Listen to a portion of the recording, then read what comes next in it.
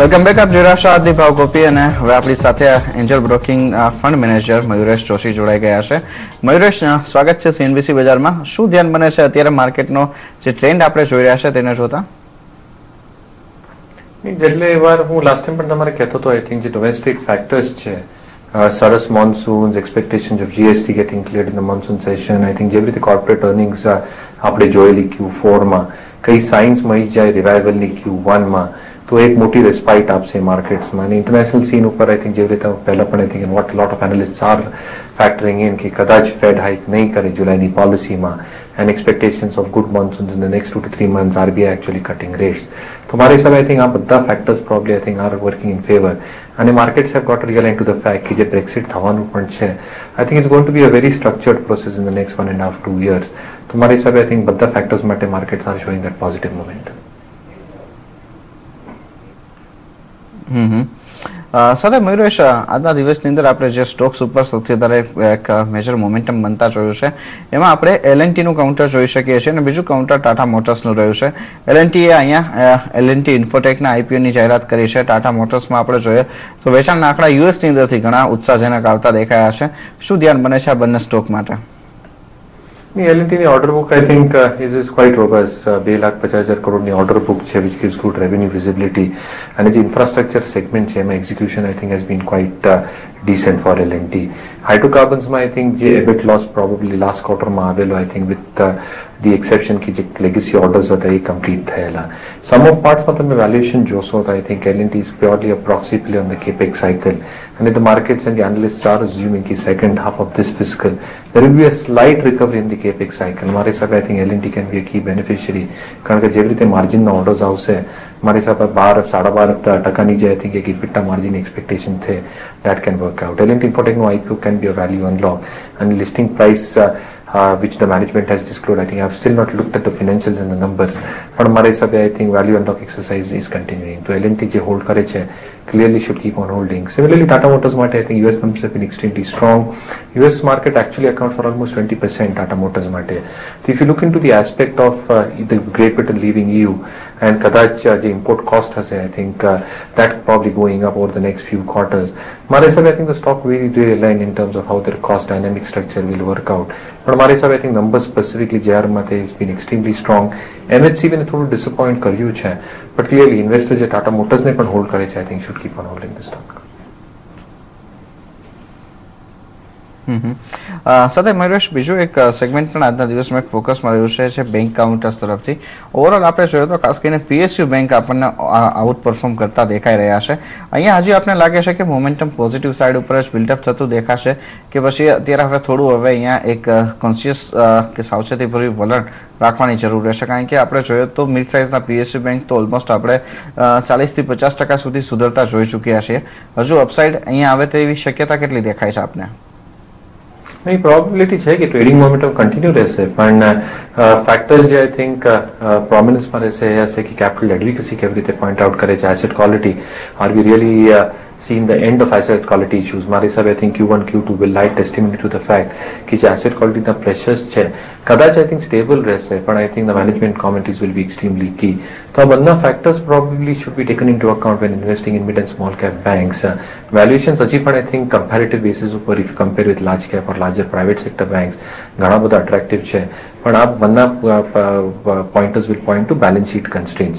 તો ક્યાં ના ક્યાં return ratios will also remain a little bit on the softer side. તો ક્યાં ના ક્યાં I think the call still remains with larger private sector banks, larger public sector banks. Largest public sector બેંકની જો વાત કરીએ તો અહીંયા આપણે એસબીઆઈ અને બેંક ઓફ બરોડાના કાઉન્ટર જોઈએ, ત્યાંથી આપણને એક શાર્પ અને સ્માર્ટ રિકવરી આવતી જોવા મળી છે. હજુ કેટલી અપસાઇડ અહીંયા આપણે એક્સપેક્ટ કરી શકીએ છીએ? ગ્રોથ જ આવશે લાર્જ કેપ પીએસયુ બેંક્સ માટે. ક્યાં ના ક્યાં આઈ થિંક જેટલા એસેટ ક્વોલિટીના પ્રેશર્સ આપણે સ્મોલ અને મિડ કેપમાં પણ જોવા મળેલા એ લાર્જ કેપમાં પણ જોવા મળેલા, પણ ક્યાં ના ક્યાં I think the comfort level is with capital adequacy for these banks, અને ક્યાં ના ક્યાં I think that will fuel balance sheet growth. Now the bigger question mark, Vikramભાઈ, એ છે કે I think credit growth ક્યારે સુધરશે, and if one really assumes credit growth to improve in the second half of this fiscal and continue in the first half of the coming fiscal, મારા હિસાબે I think the credit costs should start getting contained અને at the same time I think asset quality ના pressure જેવી રીતે I think off balance sheet થશે મારા હિસાબે I think the earnings momentum should continue in a very significant manner. આ બધા banks ની I think the other focus has also been on the retail side.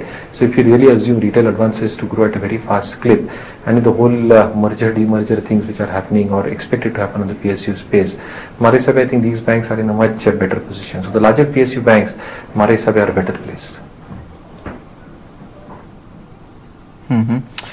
સાથે મયુરેશ, auto સેક્ટરમાં આપણે જોઈએ તો આંકડાઓ જાહેર થઈ ગયા છે. એક મિક્સ બેગ આંકડાઓ આપણને આવતા દેખાયા છે. મલ્ટી અને હેવી કમર્શિયલ વ્હીકલ સેગમેન્ટમાં જોઈએ અને મીડિયમ અને હેવી કમર્શિયલ વ્હીકલ સેગમેન્ટમાં જોઈએ તો ત્યાં આપણને સુધારો દેખાયા છે.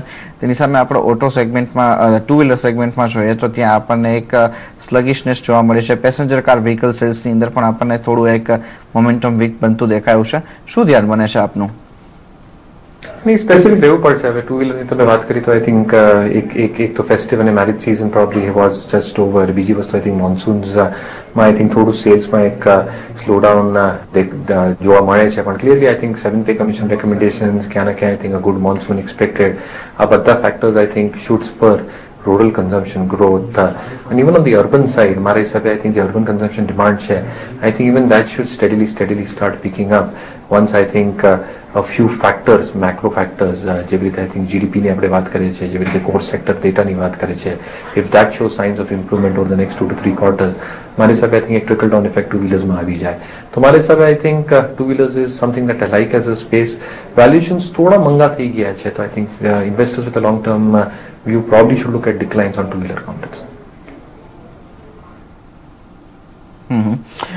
ઓટો એન્સિલરી સેગમેન્ટમાં આપણે જોઈએ તો બોશનું કાઉન્ટર આપણને જે રીતના આજે એક વીક થતું દેખાયું છે બાયબેકના સમાચારો બાદ, અહીંયા શું ધ્યાન રાખવું જોઈએ?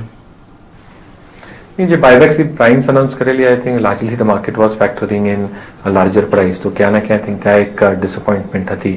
બીજી વસ્તુ આઈ થિંક જે ડીઝલ સેલ્સની આઈ થિંક આપણે વાત કરતા હતા last few quarters, I think that is probably disappointed, but that is probably got offsetted with CV and tractor. Whether this trend continues એ એક ઇન્ટરેસ્ટિંગ એસ્પેક્ટ્સ હશે. ટેકનોલોજીકલ ઇનોવેશનમાં અને ફ્યુલ ઇન્જેક્શન સિસ્ટમ્સમાં Bosch always has been the market leader, તો ક્યાં ના ક્યાં I think that edge will always stay over competitors. The cash component as a percentage of capital employed is still very high. So my hisabe I think as the industry starts throwing out better volumes over the next 4 to 8 quarters, Bosch ek incremental beneficial position ma rehse, both in terms of volume growth as well as increasing their top line, and EBITDA margin should more or less improve tad bit from the current level. So my hisabe I think there is all round scope expansion for Bosch. Valuations have already been expensive. So my hisabe I think investors holding on to Bosch should continue holding. Okay, હા સાથે મયુરેશ, રજા લેવાનો સમય થયો છે, કોઈ disclosure રહેશે?